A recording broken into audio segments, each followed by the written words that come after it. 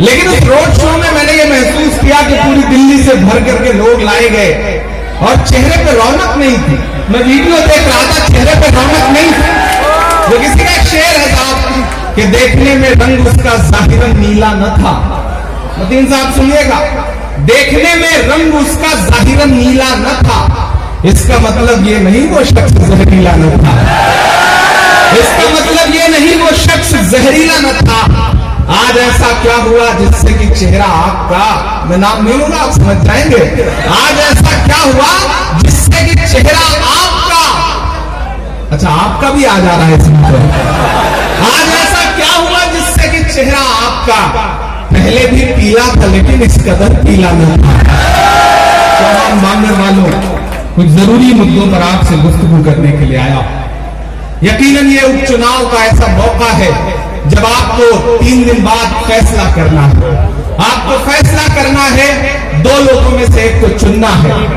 एक तरफ हमारे एक बुजुर्ग हैं, हमारे मोहतरम हैं, हमारे बड़े हैं, मैं उनका एहतराम करता हूं, और एक तरफ एक नया खून है, एक नौजवान साथी है।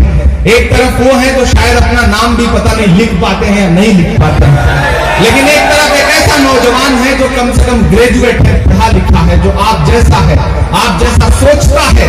लेकिन इस सब से हट करके ये लड़ाई वैचारिक लड़ाई है, ये आइडियोलॉजी की लड़ाई है। मुझे याद आता है वो वक्त भी जब पूरे हिंदुस्तान में हमारी माएं बहनें सड़कों पर बैठी थी। शाहीन बाग ने पूरे हिंदुस्तान के सामने एक नजीर पेश किया था कि अपने हुकूक के लिए, अपने हक के लिए, अपनी जुर्रत इजहार के लिए हमारी माएं, हमारी 90-90 साल की बूढ़ी दादियां सड़क पर बैठी। लेकिन सूबे के जो मुख्यमंत्री हैं मौजूदा, वो झांकने तक नहीं गए। लेकिन फिर भी आपने दामन भर भर के वोट दिया, जिताया, सरकार बना दी, क्योंकि आप बड़े भोले लोग। आप बड़े, बगल में मज़ारें चल रही थी, मस्जिदें चल रही थी, स्कूल चल रहे थे, घर चल रहे थे। जब आपके बीच में आकर के उन्हें आपके साथ कंधे से कंधा मिला के खड़ा होना चाहिएगा, तो उन्होंने क्या किया? वो राजघाट पहुंचे और गांधी जी की मजार के सामने बैठ गए। जब उन्हें आपकी जलती हुई मजारों की हिफाजत के लिए आना चाहिए था, तो वो गांधी की मजार के सामने जाकर के बैठ गए। लेकिन आप भोले लोग हैं, आप बहुत जल्दी नई सवारियों पर बैठने का शौक रखते हैं। मुझे आपसे कोई शिकायत नहीं है, लेकिन यहाँ पे बड़ी तादाद में मेरी नई नस्लें बैठी हैं। मैं आपसे एक सवाल करना चाहता हूँ, 1 साल मुकम्मल हुए हैं उस दंगे के। आज का दिन तो ऐसा दिन था कि आज मातम होना चाहिए था। सूबे के मुख्यमंत्री को इस इलाके में आकर के यहाँ के लोगों से माफी मांगना चाहिए था, लेकिन वो आए भी तो क्या करते हुए? जश्न मनाते हुए। इतनी सुरक्षा घेरा लेकर के वो, आज मैंने वीडियो देखे, इतना सुरक्षा दस्ता था उनके पास। काश वही सुरक्षा दस्ता लेकर के दंगे के दौरान वो इस इलाके में चले आए होते तो शायद मुझे अफसोस है कि वो क्यों नहीं आए। हमने सहराओं में हासिल किए आसानी से, हमने सहराओं में हासिल किए आसानी से। तुम समंदर में भी रहकर न मिले पानी से। ये सियासत के दिए सबके हवाले न करो, मुल्क जल जाता है एक शख्स की नादानी से। बहुत बांगर वालों, आज मैं आपके दामन, आपके सामने अपना दामन फैलाने के लिए इसलिए भी आया क्योंकि मेरा एक भाई यहां से चुनाव लड़ रहा है। मैं कांग्रेस पार्टी का एक सिपाही होने के नाते भी आज आपके बीच में खड़ा हूं, और मैं इस मलाल को भी दूर करने आया हूं कि मैं चौधरी मतीन साहब के इलेक्शन में यहां नहीं आ पाया था। मुझे वो मलाल था, मैं उस मलाल को भी दूर करने के लिए आज आपके बीच में आया। काश हमारे मुख्यमंत्री जी आज दिल्ली के अमन पसंद आवाम से आकर के माफी मांगते, लेकिन उन्होंने जश्न मनाया। लेकिन मैं आपसे कोई शिकायत नहीं करूंगा क्योंकि आपने उन्हें वोट दिया है। आप शरीफ इंसान हैं, आप भूल जाते हैं अपने जख्मों को, आप नजरअंदाज कर देते हैं उन पर मरहम लगाने वाले लोगों को। वरना सीखिए उस सरदार कौम से कि वो धरने पर बैठे किसान आंदोलन के नाम पर तो भारतीय जनता पार्टी ने उन्हें कहा कि तुम खालिस्तानी हो। मैं सलाम करूंगा सरदार भाइयों को, आप भी सीखिए उनसे कि जिस भाजपा ने उन्हें खालिस्तानी कहा, पंजाब के निकाय चुनाव में उन्हीं सरदार भाइयों ने भाजपा का सूपड़ा साफ कर दिया। आपको उनसे सीखने की जरूरत है। सीखिए, जब आपके वजूद पर, आपकी नस्लों पर हमला हो तो ताल्लुक कहां है। ये मत देखिए कि आपके पुराने रिश्ते कहां हैं। यहां मैंने सुना है तकरीरों में मरकज का बड़ा जिक्र हुआ है, बहुत सफाइयां पेश की गई हैं, लेकिन मैं यहां खड़ा होकर के आपसे ये कह रहा हूं, याद करिए वो प्रेस कॉन्फ्रेंस, पहली प्रेस कॉन्फ्रेंस जिसमें मुख्यमंत्री जी ने अलग से मरकज का नाम लेकर के ये कहा था कि गिरफ्तारी होनी चाहिए, FIR होना चाहिए, अलग से चार्ट बना दिया गया था। चौहान बांगर वालों, कभी आपने सोचा है कि जिन दीवारों से अल्लाह के जिक्र की खुशबू आया करती थी, कुरान पाक की तिलावत की खुशबू से जो दर महकता रहता था, वो छन आज वीरान है, तो उसका गुनहगार कौन है, ये आपको सोचने की जरूरत है। जिस दरवाजे से फरिश्ते दाखिल होते थे, उन दरवाजों पर अगर आज ताला लगा है, तो उसका गुनहगार कौन है, ये आपको सवाल पूछना पड़ेगा। देश भर के दंगाई चैनलों को हमारे नाम का मसाला किसने दिया, हमारे नाम की सुपारी किसने दी, ये आपको सोचना पड़ेगा। हमको कोरोना बम बताने की शुरुआत किसने करी, ये आपको सोचना पड़ेगा। सब्जी बेचने वाले बेचारे, रेहड़ी लगाने वाले, फल बेचने वालों की मॉब लिंचिंग के लिए माहौल किसने बनाया, ये आपको सोचना पड़ेगा। मैं यहां चौहान बांगर में खड़ा हूं, हमारी छींक को भी कोरोना जिहाद बताने का माहौल किसने बनाया था, ये आपको सोचना पड़ेगा। क्या क्या गिनाऊं, एक दो जख्म नहीं सारा बदन है छलनी, दर्द बेचारा परेशान है कहां से उठे। मैं तो बस इतना आपसे कह रहा हूं, यहां खड़े होकर के सिर्फ 4 मिसरे पढ़ता हूं कि जो दिल में छुपा रखी है वो बात बता दो, जो दिल में छुपा रखी है वो बात बता दो, जज्बात जो जख्मी है वो जज्बात बता दो, जो दिल में छुपा रखी है वो बात बता दो, जज्बात जो जख्मी है वो जज्बात बता दो, दुनिया को चलो अपने ख्यालात बता दो। अगले मिसरे में आपकी तालियों का शोर उन कानों तक पहुंचना चाहिए जिन्होंने ये काम किया है। इमरान मिसरे पढ़ता है, आपकी तालियों से पूरा चौहान बांगर गूंजना चाहिए अगले मिसरे पे, अगर मैं सच बोल रहा हूं तो। जो दिल में छुपा रखी है वो बात बता दो, जज्बात जो जख्मी है वो जज्बात बता दो, दुनिया को चलो अपने ख्यालात बता दो, मरकज के गुनहगारों की औकात बता दो, मरकज के गुनहगारों की औकात बता दो, जज्बात जो जख्मी है वो जज्बात बता दो, जो दिल में छुपा रखी है वो बात बता दो, दुनिया को चलो अपने ख्यालात बता दो, मरकज के गुनहगारों की औकात बता दो, मरकज के गुनहगारों की औकात बता दो।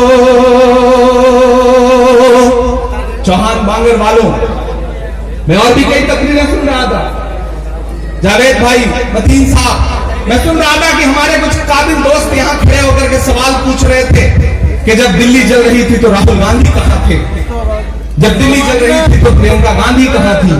सवाल पूछ रहे थे कि जब एनआरसी आंदोलन हो रहा था तो कांग्रेस कहां था। ये सवाल यहां मेरा ख्याल है कि हर महफिल में पूछा गया है, मैं नाम नहीं लूंगा, लेकिन मैं बस इतना कहना चाहता हूं कि मुझे वो दिन याद है, मैं उस दिन दिल्ली में था जब जामिया के निहत्थे बच्चों पर लाठी बरसी थी, जब लाइब्रेरी को आंसू गैस के गोलों से भर दिया गया था, तो मुझे वो दिन याद है कि दिल्ली पुलिस मुख्यालय के सामने पूरी कांग्रेस पार्टी खड़ी थी, मैं भी उसमें शामिल था, और सुबह के 3:30 बजे तक हम लोग वहां खड़े होकर के दिल्ली पुलिस के खिलाफ नारे लगा रहे थे और बच्चों की हिमायत में नारे लगा रहे थे। और आज मैं इसलिए भी यहां आया हूं कि उस महफिल में चौधरी मतीन साहब भी थे, मैं उस वक्त को अदा करने के लिए यहां आया हूं। मैंने बड़ी आंखों ने देखा था चौधरी मतीन साहब वहां खड़े थे। जो लोग ये पूछ रहे हैं कि कांग्रेस कहां थी, मैं उन्हें बताना चाहता हूं। मैं उन्हें बताना चाहता हूं कि अगर आप ये पूछ रहे हैं कि कांग्रेस कहां थी, तो सुनिए, जब उत्तर प्रदेश में 21 नौजवानों के सीनों पे सीधे गोलियां मरवाई उत्तर प्रदेश की पुलिस ने सीएनआरसी आंदोलन के दौरान, तो उस दूसरी सुबह जो थी, बिजनौर के अनस और सुलेमान नाम के दो नौजवान बेटे जब शहीद हुए, शहीद 21 हुए पूरे उत्तर प्रदेश में, तो सबसे पहले बिजनौर के उन दो शहीद बेटे अनस और सुलेमान की मांओं के आंसू पोंछने के लिए अपने घर से कौन वहां पहुंचा था, जानते हो? सिर्फ और सिर्फ प्रियंका गांधी पहुंची। मैं चश्मदीद रहा हूं, मैं गवाह रहा हूं, मैं बेबुनियाद कोई बात नहीं कर रहा हूं, मैं गवाह रहा हूं। इसलिए मैं आपसे कह रहा हूं कि कांग्रेस वहां थी। जो मेरे काबिल दोस्त यहां खड़े होकर के ये पूछ रहे थे कि उस दौरान कांग्रेस कहां थी, मैं उनसे कहना चाहता हूं कि अगर आप पूछना चाहते हैं कि एनआरसी आंदोलन के दौरान कांग्रेस कहां थी, तो उठा करके वीडियो देख लीजिए कि एनआरसी आंदोलन के खिलाफ राजघाट पर सबसे पहले पूरी कांग्रेस पार्टी बैठी थी। 3 डिग्री टेम्परेचर था, मैं मौजूद था। बीमारी की हालत में सोनिया गांधी जी बैठी थी, राहुल गांधी बैठे थे, प्रियंका गांधी बैठी थी, डॉक्टर मनमोहन सिंह साहब बैठे थे, मरहूम अहमद पटेल साहब बैठे थे, मैं मौजूद था। पूरा दिन कांग्रेस पार्टी यहां धरना देती रही। आप पूछते हैं कि कांग्रेस कहां थी, मैं बता रहा हूं कि कांग्रेस कहां थी। मैं बता रहा हूं कि जब दिल्ली चल रही थी, दिल्ली में दंगे हो रहे थे, तो सबसे पहले हिम्मत किसने दिखाई थी अपने घर से निकलने के लिए?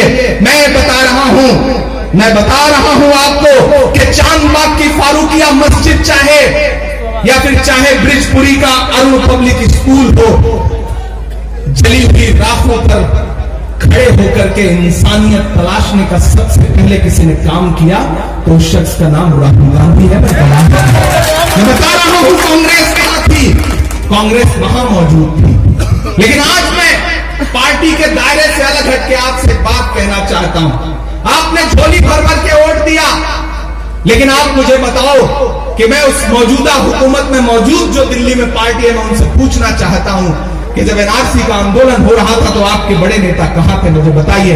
आप शाहीन बाग गए हो तो बताइए, आप हिंदुस्तान के किसी शहर में किसी भी आंदोलन में शामिल होने गए हो तो बताइए। मैं चीख करके बता रहा हूं कि मैं हिंदुस्तान के 63 से ज्यादा शहरों में आंदोलन में शामिल होने के लिए गया हूं। मैंने गलियों गलियों की खाक छानी है। मैं शाहीन बाग से लेके, केरल से लेके मैं खड़ा था पटना के सब्जी बाग में, मैं गया था टोंक के राजस्थान के मोती बाग में, मैं गया था गया शहर के सब्जी बाग में, मैं गया था अररिया में, मैं गया था पश्चिम बंगाल में, मैं गया था महाराष्ट्र में। मैं उस बुनियाद पे खड़े होकर के आपसे पूछना चाहता हूं कि जब दिल्ली चल रही थी तो आपके साथ कंधे से कंधा मिलाकर के चौधरी मतीन खड़े थे या नहीं खड़े थे, बताइए। खड़े थे ना? खड़े थे। लॉकडाउन के दौरान जब आपका मौजूदा विधायक टिकटॉक के वीडियो बना रहा था, उस वक्त कौन खड़ा था आपके साथ? चौधरी मतीन खड़े थे या नहीं खड़े थे ना? जब कोरोना के नाम पे खुद को क्वारंटाइन करने का बहाना लेकर के मौजूदा विधायक घर में बैठा हुआ था, तब कौन खड़ा था आपके साथ? चौधरी मतीन खड़े थे। देखिए मेरे भाई, ये इलेक्शन यहां आके बार बार समझाया गया कि नाली का और सड़क का इलेक्शन है। नहीं, ये इलेक्शन नाली और सड़क का इलेक्शन नहीं है। अगर नाली और सड़क का इलेक्शन होता तो 10 मंत्री, सारे विधायक, उप मुख्यमंत्री, चुप मुख्यमंत्री, सारे लोग आपकी इन गलियों में थोड़ी फिर रहे होते। नहीं, ये इलेक्शन सिर्फ सड़क और नाली का इलेक्शन नहीं है। ये इलेक्शन उस एहतजाज का इलेक्शन है। ये इलेक्शन उस बगावत का इलेक्शन है जब आपको बताना है कि अगर तुम हमारे वोट की रत्ती भर अहमियत नहीं समझते तो हम तुम्हें ठुकरा देंगे, हम इनकार कर देंगे तुम्हें वोट देने से। हाँ, मैं यहां खड़ा होकर कह रहा हूं कि इस एक सीट से दिल्ली की सरकार बनेगी और बिगड़ेगी नहीं। लेकिन यह भी सच है कि अगर आपने चौधरी जुबैर को जिता दिया तो इंशाअल्लाह दिल्ली की हुकूमत औकात में जरूर आ जाएगी, इसमें कोई दौरान नहीं। ये इलेक्शन साफ का इलेक्शन है। ये इलेक्शन सिर्फ सड़क और नाली का इलेक्शन नहीं है। एक फिल्म आई थी मकबूल, मरहूम इरफान की, उसमें उनका एक डायलॉग है कि आग को पानी का डर बना रहना चाहिए। इसको घर लेके जाइएगा, जो मैं कह रहा हूं, आग को पानी का डर बना रहना चाहिए, बरकरार रहना चाहिए वो डर। आपने शाहीन बाग का आंदोलन किया, आपकी माएं बहनें बैठी, एक शख्स निकल करके इस दिल्ली की हुकूमत का आपके साथ नहीं आया, फिर भी आपने झोलियां भर दी वोट दे करके। मैं कसूरवार मैं भी हूं, मैं नहीं आया था उस इलेक्शन में कैंपेन करने के लिए कांग्रेस पार्टी के लिए, क्योंकि उस वक्त मैं हिंदुस्तान के अलग अलग शहरों में घूम रहा था और मैंने भी ये सोचा कि चलो भाजपा हार रही है, हार जाए, लेकिन क्या हम भाजपा को इस शर्त पे हराना चाहेंगे कि हमारे मसले पर कहीं कोई खड़ा हुआ नजर ना आए? मैं उन्हें ये नहीं कहूंगा कि वो छोटा रिचार्ज है,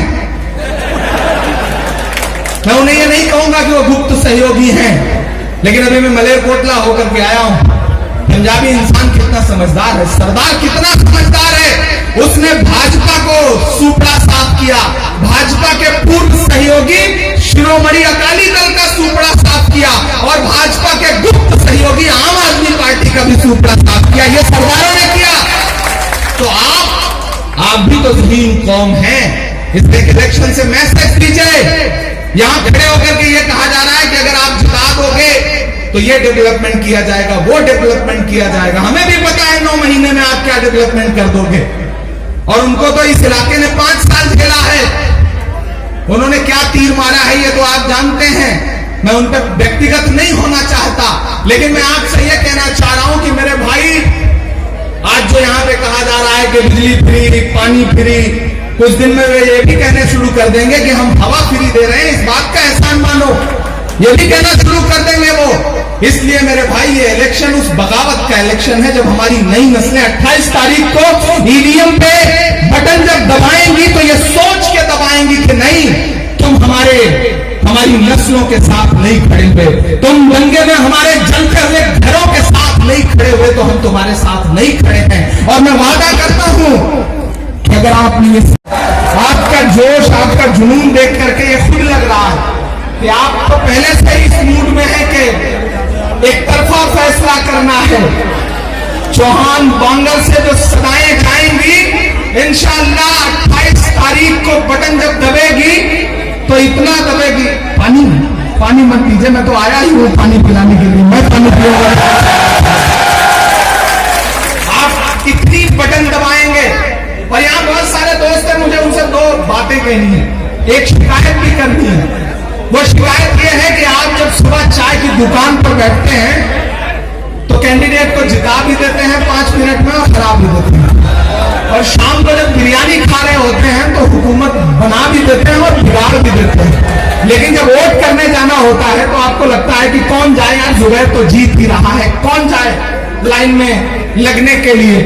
बड़ी तादाद में माएं बहनें अपने घरों में बैठ करके मुझे सुन रही हैं। जुबैर मेरी उम्र के हैं, मेरे हमउम्र हैं, और जब तक माओ की दुआएं हम बच्चों के सर पर नहीं आएंगी तब तक हम इस इलेक्शन को नहीं जीत सकते। मैं खुसूसी तौर पर उन माओ बहनों से भी कहना चाहता हूं, क्योंकि जब मैंने अपनी जिंदगी में मुशायरे में शुरुआत की थी तो सबसे पहले मैंने एक शेर पढ़ा था कि अपने शहर की ताजा हवा लेके चला हूं, हर दर्द की यारों में दम। अच्छा पन्नों में पढ़ना पड़ेगा। अपने शहर की ताजा हवा लेके चला हूं, हर दर्द की यारों में दवा लेके चला हूं, मुझको यकीन है कि रहूंगा मैं कामयाब, रहूंगा मैं कामयाब, मुझको यकीन है कि रहूंगा मैं कामयाब, क्योंकि मैं घर से मां की दुआ लेके चला हूं, क्योंकि मैं घर से मां की दुआ लेके चला हूं। अपने अपने घरों में जो मेरी माएं बहनें बैठी हैं, मैं उनसे भी खास तौर से गुजारिश कर रहा हूं कि 28 तारीख की सुबह घरों में तब तक चूल्हे नहीं चलने चाहिए, चाय नहीं बननी चाहिए जब तक घर का एक वोट पंजे के निशान पे पड़ ना जाए और वहां से आप दूध से वापस चला जाए, क्योंकि एक वोट की बहुत अहमियत है। आप ये मत समझिएगा कि आपका एक वोट आखिर क्या कर लेगा। अपने एक वोट की अहमियत को उसी तरह समझो जिस तरह से खाने काबा को ढहाने के लिए जब अब्राहा आया था हाथियों का झुंड लेकर के, पहले मक्का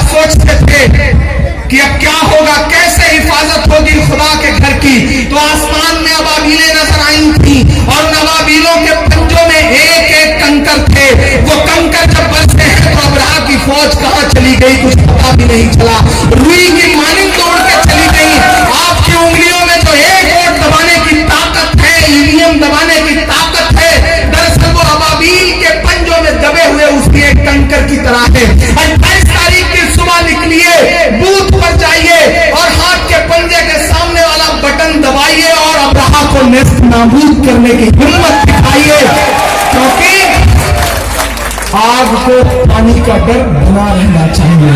ये याद रखिएगा, वो जो डर है वो डर धीरे धीरे खत्म हो गया था। उन्हें ये लगता था कि आप तो साथ हो ही, आप तो दे ही दोगे, लेकिन इस बार बता दो कि नहीं, अगर आप हमारे मुद्दे पे खड़े नहीं होंगे तो नई नस्लें जाग चुकी हैं। अब ये जब तक अपने मुद्दे पे खड़े होने वाला इंसान नहीं पाएंगी, उसके साथ नहीं खड़ी होंगी। मैं शुक्रगुजार हूं, यहाँ हजारों की तादाद में मेरी जहां तक नजर जा रही है वहां तक लोग दिखाई पड़ रहे हैं जो नई नस्लें खड़ी हैं। मैं जानता हूं कि बहुत बहुत बहुत ज्यादा एक दूसरे से चिपक के खड़े हैं आप, जगह कम है, तादाद बहुत ज्यादा है, पसीने पसीने हैं आप, लेकिन आप देखिए मैं भी पसीने पसीने हूं, आपकी मोहब्बत में यहाँ खड़ा हूं। नया पाने की चाहत में पुराना छूट जाता है, तुझे अपनाऊं तो मुझसे जमाना रूठ जाता है। मोहब्बत मोहब्बत मोहब्बत पढ़ने लिखने में बहुत आसान है, लेकिन मोहब्बत को निभाने में पसीना छूट जाता है। मैं आपकी मोहब्बत निभा रहा हूं, इंशाअल्लाह आप मेरी मोहब्बत निभाएंगे। 28 तारीख को मुझे मायूस नहीं करेंगे इंशाअल्लाह, मुझे पूरा यकीन है कि आप मुझे मायूस नहीं करेंगे। मैंने कहा ना, मैं चौधरी मतीन साहब के इलेक्शन में नहीं आ पाया था, मेरे सर पे कर्ज था वो, हालांकि अब मुझे लगता है कि काश मैं आया होता, लेकिन मैं उस कर्ज को उतारने के लिए आज जुबैर के लिए आया हूं। वालिद के छोड़े गए काम को पूरा करने का जिम्मा जो है वो बेटे पर होता है, और बेटा लायक हो तो इंशाअल्लाह वो वालिद के काम को आगे बढ़ाता है। और मुझे पूरा यकीन है कि ये जो 9 महीने हैं कॉर्पोरेटर बनने के बाद, ये 9 महीने ऐसा इंशाअल्लाह ऐसा खूबसूरत रिजल्ट देंगे कि पूरी दिल्ली देखेगी। आपका दिया गया मैसेज, मैंने यहां सुना कि बड़ी बड़ी जज्बाती बातें की गई, बड़ा डराया गया, धमकाया गया, पैरामिलिट्री फोर्सेस लेकर के घूम रहे हैं लोग। मैं तो एक नज्म पढ़ रहा हूं, मैं बहुत तकरीरें नहीं करना चाहता, मैं सोच रहा हूं कि आपसे शायरी की जबान में भी गुफ्तगू करता रहूं। कि वक्त के हाकिमों बादशाहों सुनो, ये मैंने एनआरसी के दौरान ये नज्म कही थी। जब मैं ये देख रहा था कि हमारे दिल्ली की जो सरकार है वो केंद्र की सरकार के सामने सजदा कर चुकी थी, तब मैं सबको मुखातिब करके एक नज्म पढ़ता हूं कि वक्त के हाकिमों बादशाहों सुनो, जुल्म की फौज के सरबराहों सुनो, कातिलों के सभी खैरखाहों सुनो, ऐ सियासत के मगरूर शाहों सुनो। याद नई नस्ल खड़ी है, इसकी धड़कनों को लफ्ज देने की हिम्मत करता हूं मैं कि मत समझना डराने से डर जाएंगे। बल्कि है आज से 1 साल पहले, मुकम्मल 1 साल पहले आप जब इन गलियों में खड़े रहे होंगे तो शायद आप यही सोच रहे थे जो इमरान बोल रहा है कि मत समझना डराने से डर जाएंगे, अब के सारी हदों से गुजर जाएंगे। मत समझना डराने से डर जाएंगे, अब के सारी हदों से गुजर जाएंगे। मौत के नाम का खौफ देता है क्यों, मौत के नाम का खौफ देता है क्यों, मौत जिस रोज आएगी मर जाएंगे। मत समझना डराने से डर जाएंगे, अब के सारी हदों से गुजर जाएंगे। दिल्ली में खड़ा हूं, मेरा नाम इमरान है, पर ना तोला जाएगा। जो कहते हैं इस आदमी में पर ना तोला जाएगा, जो इस बात पे खुश है हमसे लब ना खोला जाएगा, उनसे कहो हम तूफानों से डरने वाले लोग नहीं, कातिल को मरते दम तक कातिल ही बोला जाएगा।